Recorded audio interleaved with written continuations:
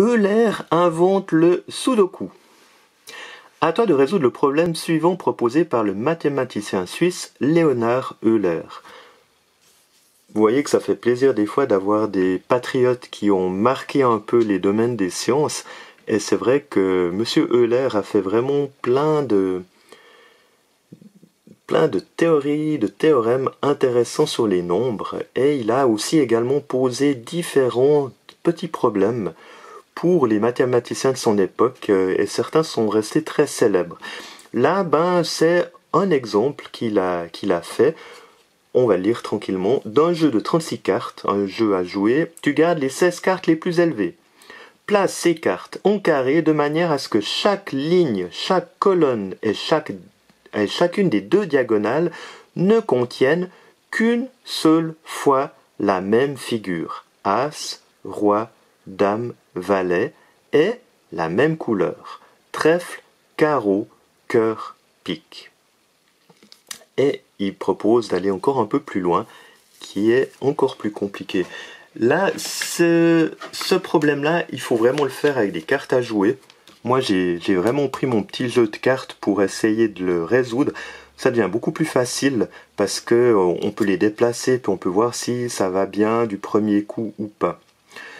Donc, il faut prendre les 16 cartes les plus élevées, c'est-à-dire les cartes qu'on dit habillées avec les as. Il nous dit que sur les lignes, les colonnes, on doit avoir tout le temps un as, un roi, une dame, un valet, mais de couleurs différentes. Donc moi, j'ai trié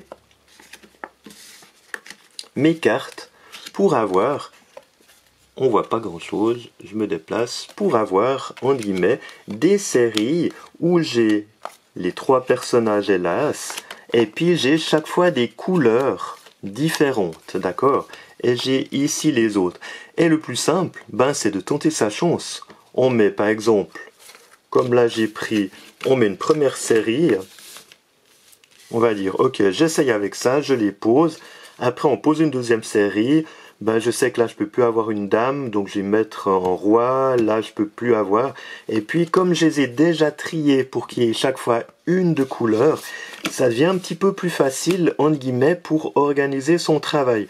Par exemple, je pourrais dire, ok, le l'as, je vais le mettre ici, la dame, je peux pas la mettre là parce qu'il y a c'est déjà du trèfle, je peux la mettre là, mais peut-être est-ce que c'est bien d'avoir dame, as déjà utilisé. Moi, intuitivement, j'essayerais de la mettre là.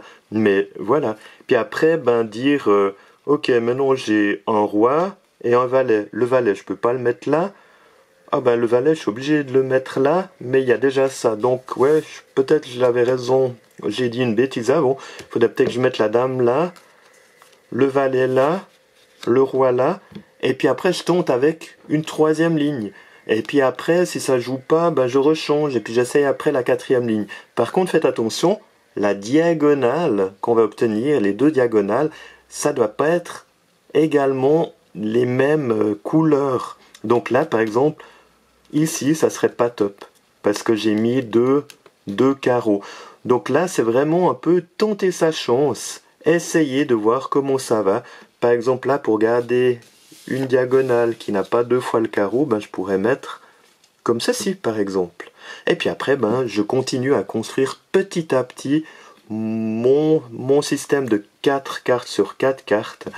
Et puis on y arrive. Donc là, c'est un petit peu marcher l'intuition, faire des essais, mais ça vaut la peine, je crois, de préparer des paquets de cartes où on a vraiment les 3 personnages hélas, avec des couleurs différentes, et puis après on les assemble à chaque fois un petit peu différemment.